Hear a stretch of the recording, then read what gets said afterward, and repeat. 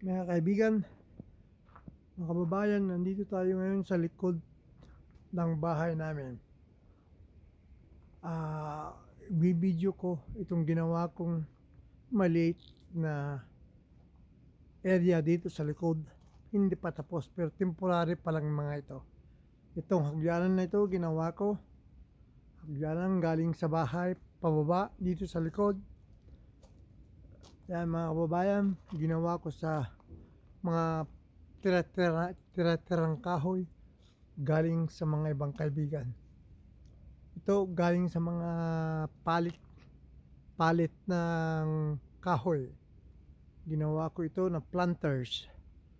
Andito ko ngayon sa labas alas 7:55 in the morning, but I started 6 o'clock this morning building fire at the back.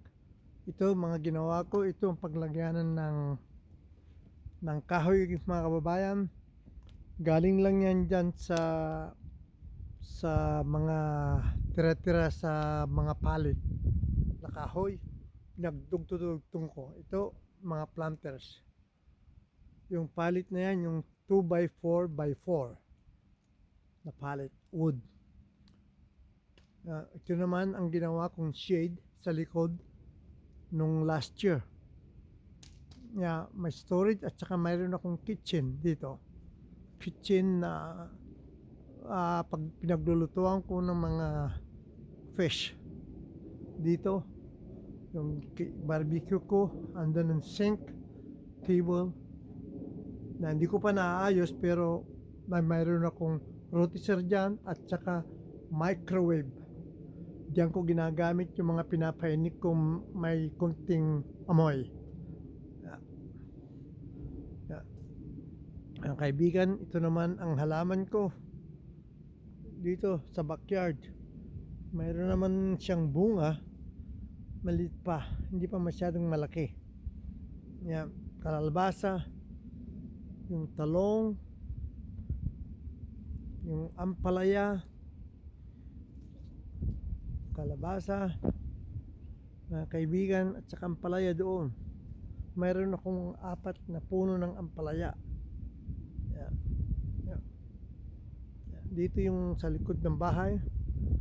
Yan ang sa gabi, umuupo ako dyan sa swing. Diyan ako nakaupo, mga kababayan. Maganda sa gabi.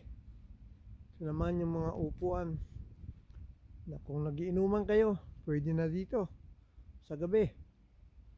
At saka kung malamig o pwede kayo mag-bonfire dito. Yan ang mga bisikletang ginagamit ko dito paminsan-minsan sa likod. Nag-exercise sa paa. Mga kaibigan, yan ang umbrella. Pag masyadong mainit, yan lakay ko dyan. Yung umbrella malaki. Mga kabayan, itong galing sa palit wood lang to. Gawin nyo ng ganito. Maganda. Ang gandang pang gawing planters. Yung mga pinapamigay na 2x4x4 na palit wood. Nagbo-bonfire ako dito ng halos twice a week or 3 times a week.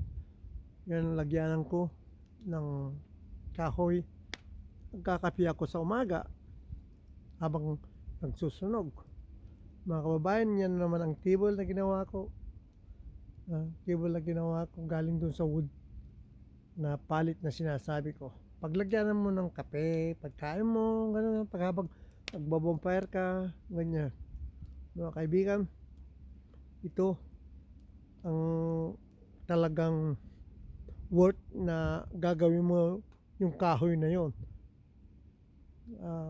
2x4x4. Gawin mong planters, maganda. Mga kaibigan, ito naman yung sili ko. Ito yung sili kong tanim. Nabawasan ko na ng 6 na yan na sili sa tuktok. Ito naman yung tomato ko. Masyadong na bumagsak yung bunga. Pero marami naman ng bunga. Marami naman siyang bunga. Ito mga kaibigan.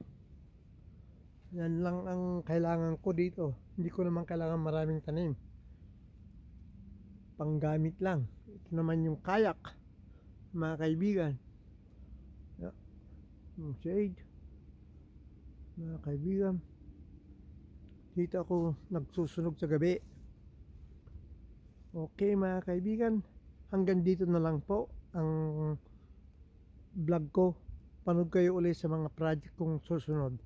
Ang gagawin ko yung platform ng deck at saka itong fireplace ko dito sa labas.